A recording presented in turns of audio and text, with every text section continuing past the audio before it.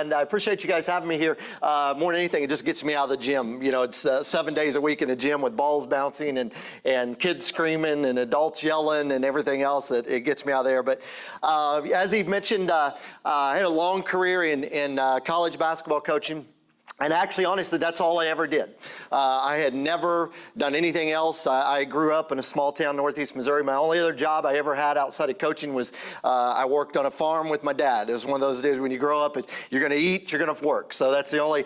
So I've never known anything else until I got out of coaching, going on a little bit, almost 4 years ago. Now, just decided it was time. I was worn out, and it's like, okay, but now reality hits. I'm 50 years old. I got to figure out what I'm going to do with the rest of my life. And so ended up, I moved here to Kansas City originally, kind of the Kansas City area, and my brother, Kevin, is an accountant here with Ernst & Young. He and I partnered, and we opened Pickup USA Fitness, which is a franchise based out of Los Angeles.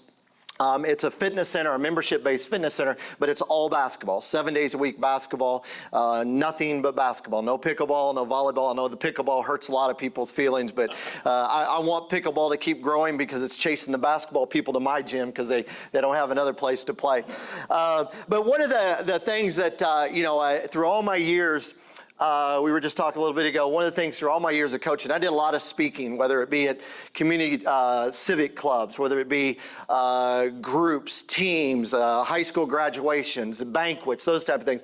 And one of the things is that I always claimed through all my years of coaching that my philosophy on coaching was life lessons. You know, you're trying to teach these players, and obviously we know you're trying to win games and all that, but it's things that you can apply beyond basketball. And now I actually get to try to prove whether that's true or not, now that I'm actually trying to do the same stuff outside of basketball. But, you know, in coaching, as we all know, especially at the college level, it's all about the wins and losses, right? I mean, if you don't win, you're not going to be coaching very long. Your focus has to constantly be on the wins and losses. But what I always tried to do was look at the bigger picture of what's really, really important in coaching. You're working with young people, and how do you develop them and teach them and do at the same time help them to win games. So we always tried to focus on what's really, really, really deep down important each year as you went into the year. And there's a story, there was a time there was a pastor, he had his family, his wife, they had a little 5-year-old son in the back seat. They were out west on vacation. They're out there driving down the old roads, and they noticed a sign. The pastor noticed a sign off to the side that said, "Naturalist Camp, 5 miles to the right." Well, the dad's like, "Well, that sounds like fun. Naturalist camp, get out, take my son, let's see nature a little bit." So he takes a right turn. He starts going down the road, and it's all of a sudden the road becomes a gravel road. He's driving down, he keeps seeing a naturalist camp up ahead. He keeps driving, and all of a sudden he looks up, and there's people coming on bicycles riding at him, and he notices they're totally naked. And all of a sudden it hits him. It's like, oh my goodness, naturalist camp. I get it now. I got my 5-year-old son in the back. These people on their bicycles naked, and before he could even say anything out of the back seat, his son's like, oh dad, look at those, they're not wearing their helmets. And but it just a reminder to dad, you know, what's really, really was important to that kid was the fact they didn't have their helmets on, and you have to have your helmets when you're a bike. So we always tried to remind ourselves, you know, what's really important when it comes to the season and coaching and developing players. And so our philosophy, or my philosophy at the time, was there's 5 components of that. Is number one is just teaching how to set goals and achieving goals. The second thing is simply how to handle success, be able to handle success the right way. Third thing is learning to bounce back from disappointments. Those are the 3. The fourth is, and why I loved, the best part to me about college coaching was bringing together a wide range of individuals towards a common goal. And then the last one was do it all with enthusiasm. So we took all those things in coaching, and it's like, okay, if we can get these players to understand these things, not only we can be successful as a team, but I think these are things that can be successful down the road. And the first thing we do, again, is setting goals. And the one thing is that we had to learn early on is you got to be very, very clear with the goals you're trying to set with players, with young people. And now that, again, I'm in a business and I've learned a lot. Part of when I opened Pickup USA Fitness, again, I have no idea how to run a business. I really don't. I just know coaching. But part of being a franchise is they walk you through everything, and they're very clear on things. and I've certainly learned a lot from them. But one of the things that they try to get us to understand, same thing we tell their players, is you've got to be very clear with what you're trying to accomplish here. It's got to be something that's measurable. You can't be vague. You can't fake your way through it with young people. And again, there was a story. I'm all about stories. There was an old farmer. He lived out in the country, had a old pond in his backyard, and he every day he'd go out past the pond. He had a little pear orchard back there. Every day he'd go back out there. Well, one morning he goes back. He's got his bucket there, and he's walking back the back of his farm. He hears he hears some girls laughing, giggling, carrying on, and he's like, "What's going on there?" He's carrying his bucket there, and as he gets back close to the pond, he notices as these girls are in the water, and he sees their clothes on the ground. And before he can even say anything, one of the girls from across the pond yells, he's like, "Hey, sir, we know what you're up to, but we're not getting out of this pond until you leave." He finds out the girls are skinny dipping in his pond. Well, he's pretty smart there. He's like, "Well," he goes, "don't worry, I'm not interested in you. I'm just coming out here to feed my alligators in your pond." So yeah, again, his plan was to trick them. He was going to trick, but you can't trick young people into goals. And that's the one thing, is we had to be very clear with what we were trying to do. I, all the time, and the kids that are at my gym all the time, they hear this all the time, is, we've got a scoreboard at our gym. And you'll see kids out there, we may be doing drills, or in practice at the college level, we may be doing a practice, and it may be 2-on-2, it may be 3-on-3. And it constantly would remind the players, look, if there is a clock and there is a score, it's important. All right, we're not just going through the motions. If there's a score, it's important. Same as goal setting with the business, and now with Pickup USA, there is a score, and it's called revenue, and it's important. And trying to remind my staff every day of our goals, and it's important. If it wasn't important, we wouldn't be keeping track of our score, our revenue. So being very clear with that, of what we're trying to accomplish a month out. Within that month, how do we break it down within week by week, and even more narrow than that, of what we're trying to accomplish one day at a time, so that these guys and gals at the gym can understand the goals and how we're going to achieve what we want to do. So again, just being very clear with that. The other thing too with that, and as we used to always talk with players at the college level, is, it's one thing to, you set these goals and how do you get there. One of the biggest things we found, to me, what I'm finding in running a business now more important is that it's not only about how to get to the goals, it's about eliminating any distractions that keep you from getting to those goals. And again, I'm all about my stories, but years ago we were traveling, my wife and I, we were out west traveling, and you guys have probably seen, on the side of the road out in the wood carvings, like people will carve, stumps, they'll carve, animals out of these things. Well, me, I'm an inquisitive guy. I'm always, so we had pulled off, we were walking, and these guys had carved a bear out of this trunk or whatever, this tree, and and me being inquisitive, I'm like, how? I mean, how do you do that? I mean, where do you start? You've got a tree trunk, you carve this bear, and he's like, it's pretty simple. I just carve away anything that's not the bear. And it's like, okay, yeah, that's it. And so, all right, here's our goals of what we're trying to do here. And it's as much as trying to achieve those goals, but let's just get rid of everything that doesn't apply to it. And the corporate, they constantly remind us of, I'm real big on always trying new things and trying new ways to get members, new ways to get gyms, which I think there's a big part of that. They're big on just reminding us, look, keep it simple. Keep it simple. Take away from any of these distractions that don't help us get to those goals there. So again, we're setting goals, and then obviously making sure we just cut out any of the distractions that help us get there. The second part of that, again, of our goal was, or our philosophy was, how to handle success. And fortunately at Arkansas State, we were able to have a lot of success through the years, and we won a lot of games, and we had some postseason, but the one thing you learn in college athletics is, just like life, is that success, it can be a very humbling experience too if you get carried away with it. And just as soon as you start to think you're rolling along here pretty good, something's going to set you back, whether it be a loss that you weren't prepared for, whether it's an injury along the way, or something there, it can be a very humbling experience. So again, with our gym, it's one day at a time, 1 week at a time. All right, here's our goal. And I'm watching those numbers, and sometimes I think I watch them too much, because we'll have a good day and I'm like, like, yeah, we got this thing. And just as soon as you get careless and excited and you lose your focus, then you'll go through a bad week of revenue and memberships. And so just remembering to stay, handle your success, enjoy the success, but be consistent in what you're doing, or you're going to get humbled. Again, there's several years ago, it's been several years now, my wife and I, we had gone back. It was my 25th anniversary or reunion at my high school, and went back there. And you know how it is, you've all been to those reunions, and you're introduced and you're pointing everybody out. Well, that was so-and-so and so-and-so, and I'm pointing everybody out, and my wife looks, and there was this one girl, she was kind of sitting off in the corner by herself. She'd been drinking really, really heavily that night. And my wife's like, well, what's that girl, what's her story over there? And I said, you know, it's interesting you asked that. I said, you know, that actually used to be my girlfriend back in high school. And I said, you know, I've heard that ever since we broke up, she's been drinking that heavily ever since then. And my wife looked at me and said, man, I didn't know anybody could celebrate for 25 straight years like that. So, you know, that's somebody that will keep you humble.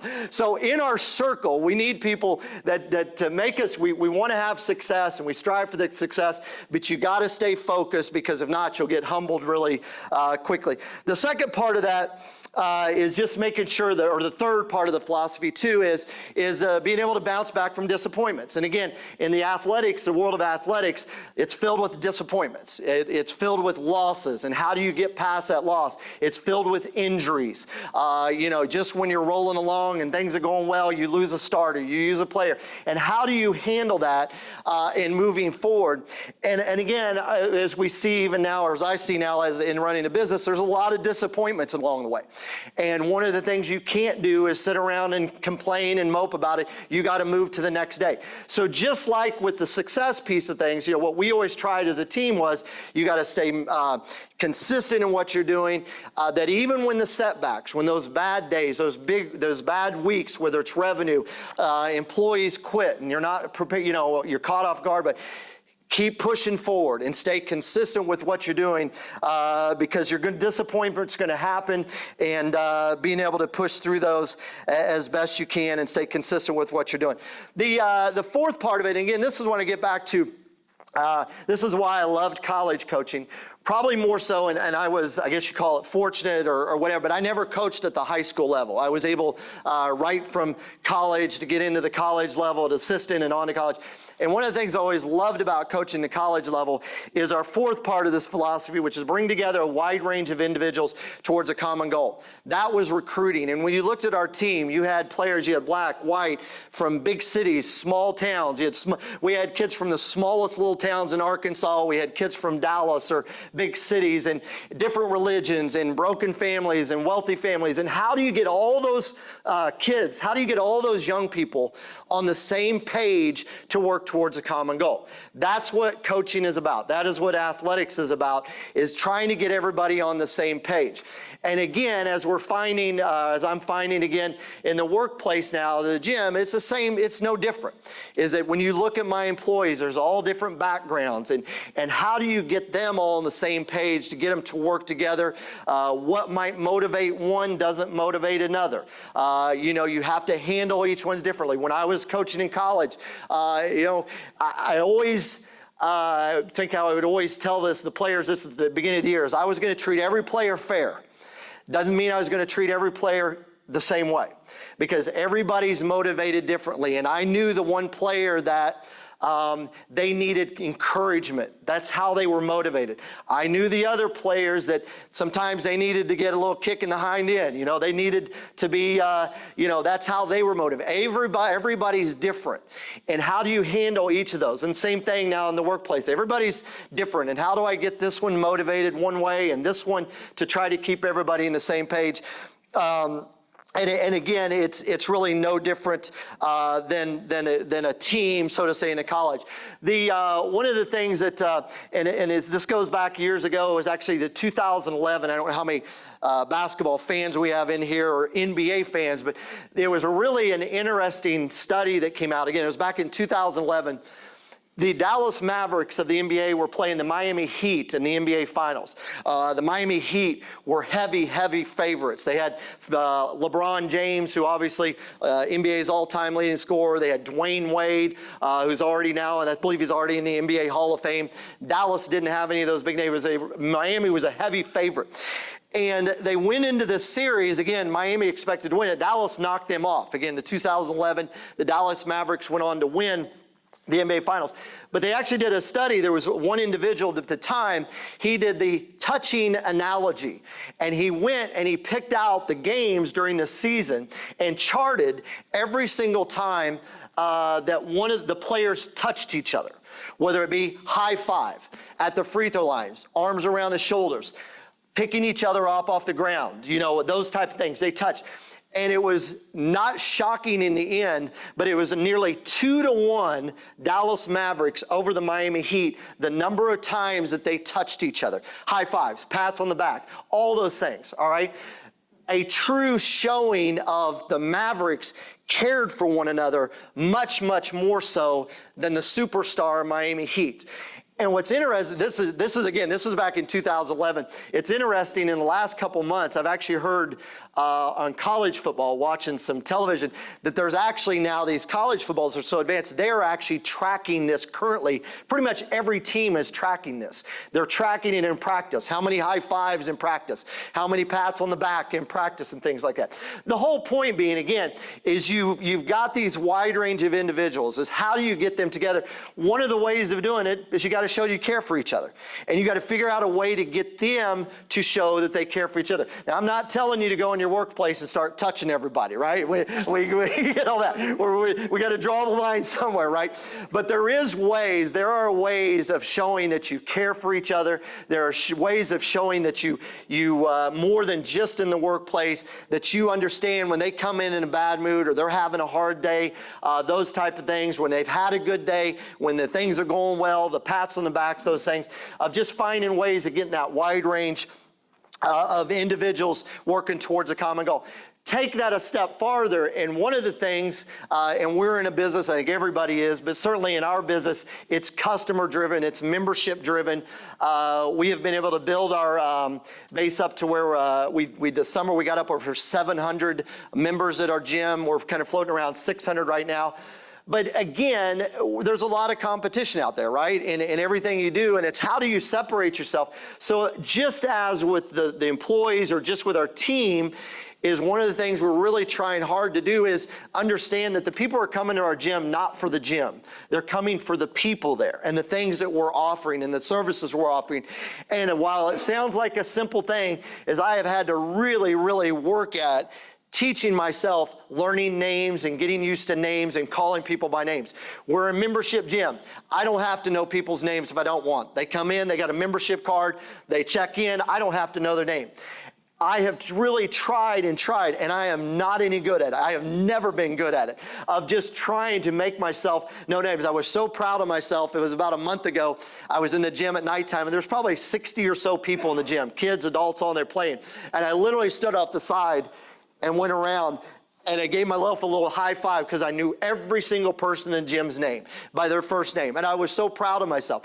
And one of the things that's actually kind of comical looking back on this is when I was coaching, this was years ago, but when we would do scouting reports of our upcoming opponent, you'd get into the season, you play 30-some games. You might play a game on a Thursday night. You might play a game on a Saturday night. One of the things when we would go through scouting reports with our players is I really could care less at the time what our opponent's names were. It wasn't important to me, and to me it wasn't important to my players, because when you're in the game and you're having to defend somebody, you're defending number 15. You don't care if their name is whatever. It was numbers. And so we were, I can't remember which year it was, but midway through the year, and I had a local reporter there, had asked me the day before, was doing the story on the game, and he kind of put me on the spot. He says, well, what's your plan on stopping, or whatever the player was? And I started to say the name, and I couldn't even come up with the name. And I said, well, number 23 for them, it's a key part of the deal. Didn't really think that much about it. Well, you can guess what happened. That next night, 23 went for 30 points on us. And that reporter took a shot at me the next day in the newspaper by saying, Coach Boyer didn't know that player's name yesterday, but I bet he knows her name now. And I was like, ooh. Now, I didn't change the way I did things, but I made sure I never made the mistake to that reporter again. Because, again, that wasn't important. It is important now to me and to this gym to get to know people's names, kids when they walk in, instead of memberships or what their membership number is, trying to call them by the name and all that, because I think that's, again, trying to get my group to understand, my workers to understand that we're not about gym. There's gyms all over. We're about the people, and can we get in people wanting to be in our gym and want to be around us, around our trainers, our employees, and stuff like that. The last thing too is, and again, I think this is through my coaching through all the years, and again, trying to do the same thing. I'm not perfect at it by any means. Is you got to have a sense of enthusiasm for what you're doing, and I do think it is different. We're in a gym environment, and you know that nobody wants to come to a gym that people aren't excited and happy to be there, and just trying. And the same thing with coaching is that, you know, as fans in college basketball, you guys see 30 games a year or whatever. You don't see the grind that goes on every day in the summer and every day in practice, and sometimes 2 days and even the off season. And if you can't get your players to show up with some enthusiasm and excitement with what they're doing, you have no chance at being successful. And I really believe it's the same thing in this workplace. As I'm asking guys, girls come to work, you know, we're not in a position, we're not paying a lot. It's easy, long days. There's got to be some enthusiasm, and it starts with me, and it starts at the top.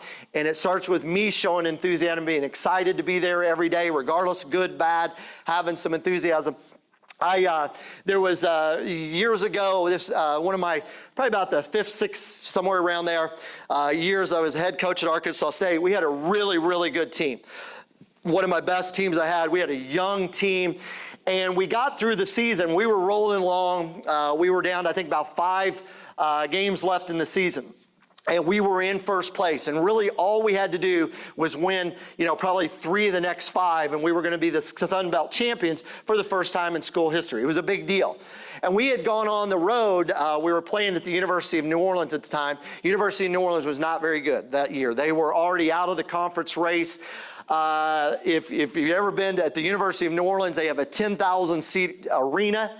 And generally, when you played in that arena, there might be 15 people in the stands. There's a lot. If you haven't been to New Orleans, there's a few more things to do in New Orleans rather than watch college basketball. So it was a dead environment, and our players were dead. You could just see it on their face. But I also knew as a coach that this was one of those trap games, that if we weren't ready to play, we were going to be very, very sorry, and it was going to affect our chances of winning a conference championship. So team comes in the locker room, you know, for a game, hour before, and I'm trying whatever I can do to get them going. I'm trying. We got the speeches, trying to get them motivated, whatever, and nothing. They are just dead. You could just tell they're like, yeah, coach, we got this game. We're better than this team. We're fine. We're going to go out there.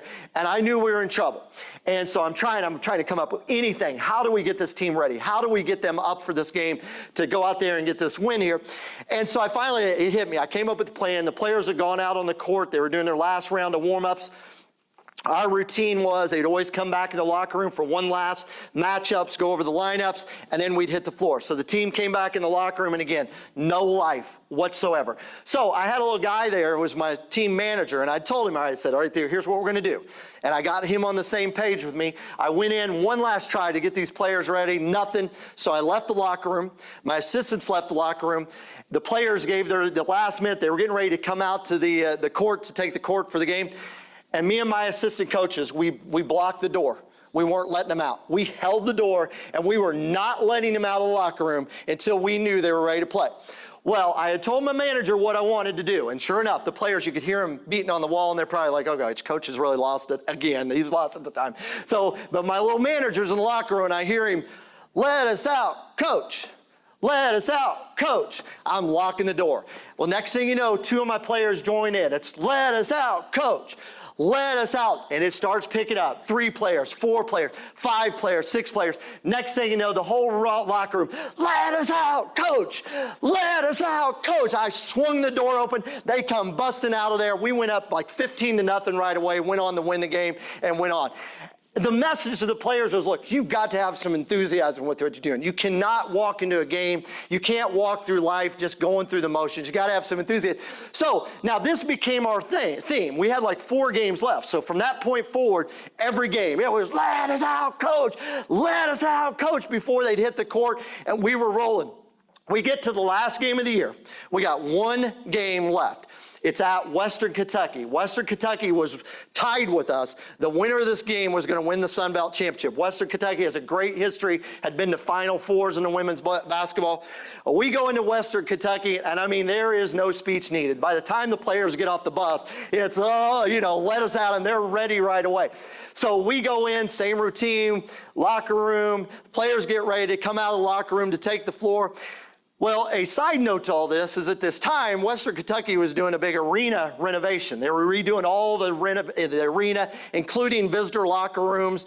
Everything was kind of a mess. And part of what they had done was they had added these new, back in the day, it was a big deal. They had these touch keypad locks for the locker room. So we had the code, how you get the door open or whatever. So right away, I walk out of the locker room, and immediately the whole team, let us out, coach! Let us out, coach! They're ready to go right away. Well, I stood there for a few minutes. I'm like, let's go through the process here. Let's hear him. And I'm like, all right, we're ready. So I reach over there, and I start to put the little code into, and you guessed it, I messed up the code. I'd forgotten the code. I'm punching, let us out, coach! I'm punching buttons, the locks broke, let us out, coach! Guy, I'm not about to ask help. I'm still punching numbers. I've got this lock so screwed up. My players are there, let us out, coach! True story. And finally, at one point, I got my little point guard. She was a freshman at the time. She kind of cracks the door open. She's like, coach, I promise we're ready to play. Come here. I'm like, yes! I swung the door. But anyway, we went on. We won the game. We won the conference championship for that time. And first time in school history. Point of that being, though, is look, hey, athletics is all about tricks, right, coach? You know that. I mean, you're always, what can you do? But I always have to challenge myself, okay, day to day at the workplace, day to day in the gym, how do I figure out ways to motivate, to have enthusiasm, different ways to get my workplace, guys excited about working there, gym, get members, new ways, creative ways. Because again, when it's all said and done, we got to have enthusiasm, right? If you can come up with that, will overcome a lot of the disappointments and everything along the way. Okay? That's all I got. That's all I got. So yeah. So again, I appreciate you guys having me. If any of you play basketball, pick up USA Fitness. It's right down, as he said, across from Sky Zone. We 7 days a week basketball. We also do have a weight room fitness area there. We have memberships for that as well. So any of you have families, kids, anybody that likes to play basketball, let's send them our way, okay? Any questions for me about anything? I should be asking the questions of you all. Let's sort out, coach. What's that? Let's sort out. You ready to get out, coach? That's right. Hey, I usually do that. I didn't do it with this group. I usually do it. I make everybody stand up and start chanting and to get out of here. So. Brian, I mean, when you would have the downtimes, the moments where you guys were losing, how did you bring it back to what you talked about, all these 5 steps? Well, I think there's, again, a couple things is you got to evaluate things. Number one, obviously in athletics, everything is film, right? You're constantly, as soon as the game's over, you're watching film, you're breaking down film. What are we doing wrong? What are we doing? And that's usually the simple things. It's easy to figure out okay, we're not doing this very well, we're not doing this very well. But then you try to figure out even deeper. Okay, so we're not defending, this, so the ball screens or whatever well. Okay, great, all right, we see that. We got to work on that. But deeper, why aren't we? Are we not practicing it hard enough? Are we not practicing enough? Find the deeper way to correct those things. And I think that's more than anything is fine. And again, it's no different. And again, as I'm now as a part of a franchise, they keep us accountable by they send, they have mystery calls. They have people call us and then they'll send me reports on how did we handle the phone call? They'll send mystery people into our gym and, you think they're true prospects, but you don't really know. And then I'll get a report. It's like, hey, we're not doing this well. We're not doing this well. So in a lot of ways, the franchise has become my film. of, okay, this is not, I'm missing this, I'm not seeing this, and we got to correct it. And so yeah, that's more than anything, is you figure out what's wrong, and then figure out, why is it wrong, how to resolve it, what do we have to do differently, and then you go from there. So, and at the end of the year, recruit, right? Get better players. So, yeah, yes. I probably just missed this when you were speaking about it, but the study that was done about touch and caring for other players, and I believe you said that was Dallas. What was the correlation, if there was one, between touch, caring for each other as human beings, and ability to win as a team? Yep. So the Dallas Mavericks were huge underdogs. They should have not beaten the Miami Heat. Miami Heat has Hall of Fame players, much more talented. The analogy in the study was that the Dallas Mavericks, while a lot less talented team, they just showed their chemistry, team chemistry, their constant love for each other, caring for each other, and being more of a team than the individuals of the Miami Heat is what it is. And you literally, it really is amazing. Again, I go back, this is 2011. Nowadays, you guys, when you look at college basketball, they have more coaches on the bench than they do players. College football, they got more assistant coaches. They have to find they have to find projects for everybody. And I literally have heard it twice this year on watching television of that this team, they chart all that stuff in practice now. And at the end of the practice, their players have a report of, hey, you gave 5 high fives today. That's not acceptable. You gave 3 pat on the backs today. It's not acceptable. Of trying to get that team chemistry and unity together. And like I said, people were charting it more. Back then, it was just some random guy did a study, just to see how it was. And but teams are actually spending a lot of time charting that type of stuff. Do you chart that? We don't chart. You don't have that many, you don't have more assistant coaches than. No, we don't. Yeah.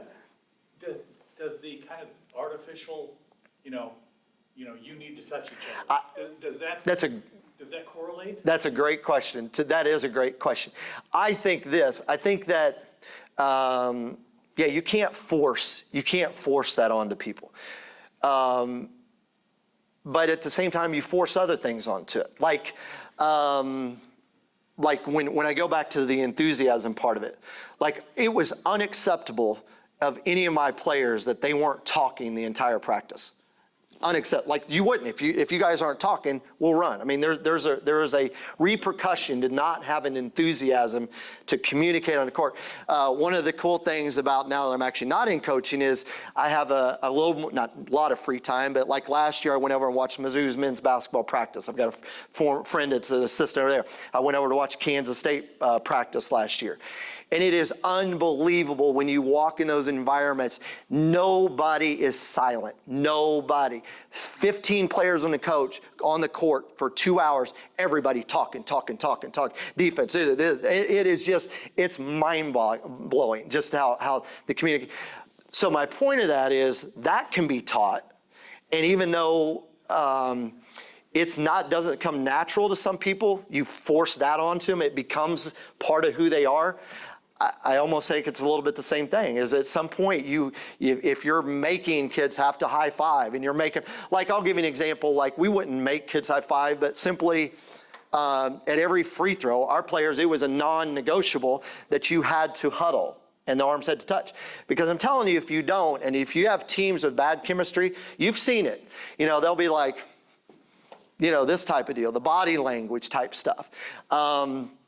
We forced, and it was part of our team rules, expected, that when you subbed in, I don't know if you've seen basketball, sometimes players they may hand a towel, or they may hand their shirt. There has to be an interaction with you sub in for. You can't just, hey, I got you, hey, I got you. There has to be an interaction, whether it's hand a towel, to where there's some type of a, hey, I'm guarding so-and-so, or hey, we're in zone, or there has to be some type of interaction. So we would force it somewhat, and it became who we are. But anyway, but I think your point's really. My daughter's soccer team, when the girls come in and out, they give each other a jersey or something. Yeah, and again, and it's not about the jersey, right? Yeah. It's about an interaction. It's some type of interaction, and you hope that at some point that interaction turns into some type of communication. You can't make them talk there, but it's like, look, you guys, that's what we're trying to accomplish here. So there were things that we would do. And another one sounds silly, but at the end of the half, when the horn would sound at the end of the half, you know, the team may be at that end of the court. We may have our bench here. And for some of my first years of coaching, it used to drive me nuts that the half would end, players would take off towards the locker room, and you'd have one or two walking or kind of, you know, and did it really matter in wins and losses? I don't know. But I didn't like it. I didn't like the fact that as a team, we weren't coming on and off the court as a unit. So once again, I had to put a rule in that at the end of the half, everybody meets at the end of the bench. You huddle, we go to the locker room together. We come out of the locker room together. You know, so just trying to teach things like that of making them have to learn to work together. Because again, if you don't, you got stragglers, you got walking, you got two people here, you got this. Just that whole point of just trying to get everybody to work together, play together as one unit there. So, yeah. It's called fake it till you make it. That's it, exactly. That's it. That's it. Applause for Brian. Yep. Thank you.